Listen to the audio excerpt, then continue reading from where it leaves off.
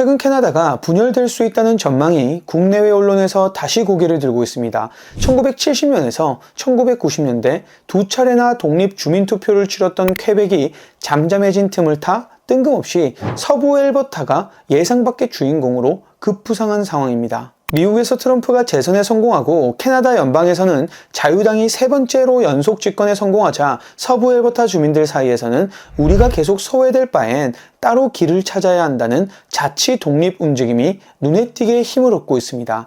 이번 논쟁의 핵심은 단순한 민족, 언어 갈등을 넘어서 자원, 세입 배분과 정치적 대표성 같은 경제적 제도적 요인이 복합적으로 작용하고 있다는 점이 중요합니다. 과연 이런 움직임의 배경은 무엇이고 캐나다가 정말로 분열될 수 있는지를 알아보도록 하겠습니다.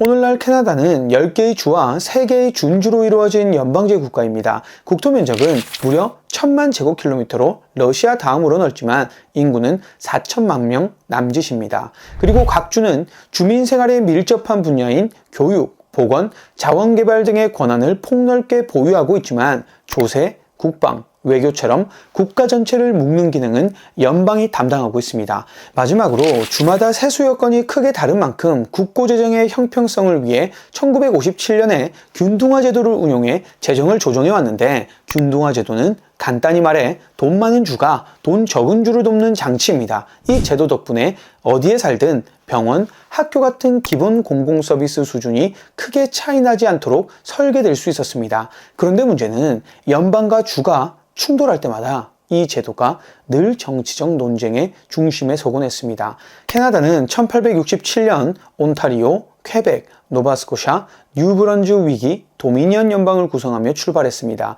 이후 1870년 루퍼트랜드, 1871년 브리티시 콜럼비아, 1805년 엘버타, 서스케초원, 1849년 뉴펀들랜드 레브라도가 차례대로 편입되면서 현재 외곽 국경을 확정했죠. 하지만 모든 지역이 같은 조건으로 연방에 참여한 것은 아니었습니다. 예를 들어 엘버타, 서스케초원은 연방 가입 뒤 25년이 지나서야 지하재원 소유권을 확보를 하게 됐었죠. 그래서 초기부터 중앙에 예속됐다는 서부의 기억은 지금도 분리 담론에 영향을 주고 있는 상황입니다. 그렇게 확장을 거듭하던 캐나다는 1970년대 들어 내부 분열에 직면하게 됩니다. 퀘벡에서 불어권 정체성 부흥이 근대화 요구와 맞물렸기 때문입니다. 주정부는 자치 확대를 요구했고 연방정부는 프랑스어를 공식어로 지정하며 통합을 시도했지만 독립 목소리는 커졌습니다. 1976년 독립 성향의 퀘벡당이 주정부를 장악한 뒤 두 번의 독립투표를 시도하게 됩니다. 1980년 첫 투표는 독립 찬성 40%로 부결, 1995년 두 번째 투표는 49.4%까지 올라갔지만 과반의 0.6% 미달하며 또다시 부결됩니다. 이후 캐나다 대법원은 1998년 퀘벡은 일방적으로 독립할 수 없지만 분명한 찬성표가 나오면 선의로 협상해야 한다고 판시했습니다. 2000년에 제정된 이 명료법은 투표 문구가 명확해야 하고 모든 주와 원주민이 협상에 참여해야 하며 헌법 개정이 필수라는 절차를 규정했습니다. 이후 퀘벡 독립 지지는 30%에서 40% 수준으로 줄었지만 캐나다 분리주의 논쟁이 사라진 것은 아니었습니다.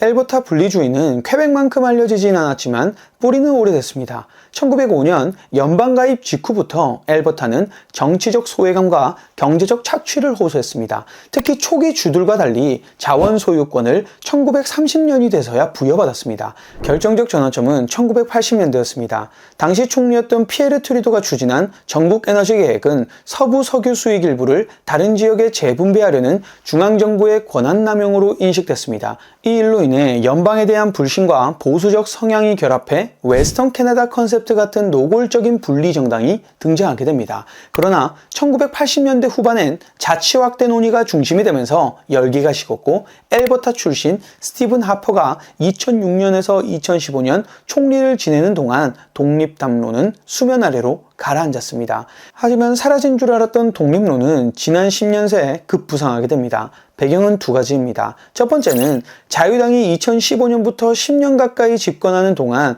엘버타가 느낀 정치적 소외감입니다.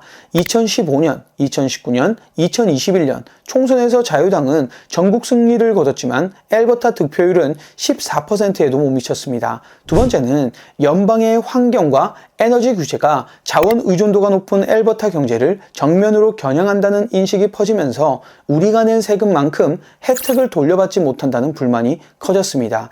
이러한 요인으로 외그짓이나 매버릭당 같은 서부 분리운동이 힘을 얻었고 차라리 미국의 51번째주가 낫다는 응답도 심심치 않게 들립니다. 주정부 역시 2021년 공정한 거래 패널 공고, 2022년 통합 캐나다 내 엘버타 주권법 등으로 자치권 강화를 공식 의제화했는데 다소 진정되던 독립 찬성 여론은 2024년부터 다시 고개를 들기 시작했습니다. 불씨를 다시 키운 결정적 계기는 트럼프의 미국 대통령 재선입니다. 엘버타는 미국 보수주의와 정치, 문화, 이념적으로 유사성이 크고 석유 의존 경제 구조상 트럼프의 화학연료 지지를 반기는 분위기입니다. 두 번째 요인은 2015년 4월 총선에서 자유당이 예상 밖의 승리를 거둔 것입니다. 보수당이 압승할 거란 전망이 빗나가자 투표에도 결과가 바뀌지 않는다며 스미스 주수상은 신임 총리 마크 카니에게 엘버타 산업을 위협하면 독립투표도 불사하겠다는 경고성 메시지를 보냈습니다. 결국 캐나다를 안에서부터 갈라놓은 것, 이게 바로 트럼프가 진정으로 원하는 그림이었을지도 모릅니다. 그렇다면 엘버타는 정말로 독립할 수 있을까요? 캐나다 헌법은 다른 나라와 달리 분리 절차를 아예 금지하지 않습니다. 명료법이 일정 조건을 충족하면 협상을 의무화하기 때문입니다. 현실적으로 독립 주민투표는 가능하죠. 다만 실제 투표에서 가결될지는 미지수입니다. 아직까지 전면적 분리 지지는 소수입니다.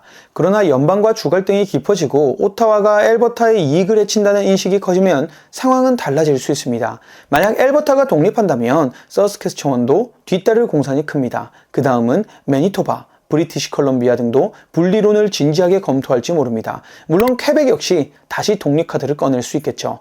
그래서 갈라지는지 아닌지 결론을 말씀드리면 캐나다가 당장 둘로 쪼개질 가능성은 크지 않습니다. 독립을 지지하는 여론이 아직 50% 선을 확실히 넘지 못했고 경제와 안보 비용 또한 만만치 않기 때문이죠.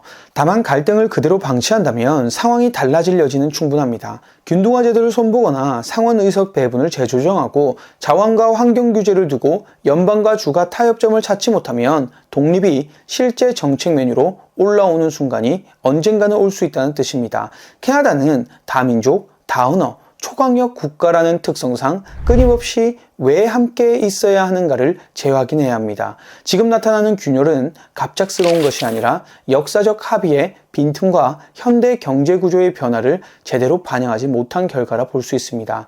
연방 차원에서 제도의 손질과 재정 조정을 서둘러야 분열 직전이라는 언론 헤드라인이 현실 시나리오가 되는 일을 막을 수 있을 겁니다. 반대로 뚜렷한 해법 없이 지역 불만만 키운다면 캐나다는 21세기 중반 연방 해체라는 전례 없는 국면에 직면할 수도 있겠죠. 지금 진행 중인 논쟁은 단순한 지역 갈등이 아니라 캐나다라는 공동체가 과연 지속 가능한 틀로 다시 설계될 수 있는가라는 근본적인 질문을 우리 모두에게 던지고 있습니다.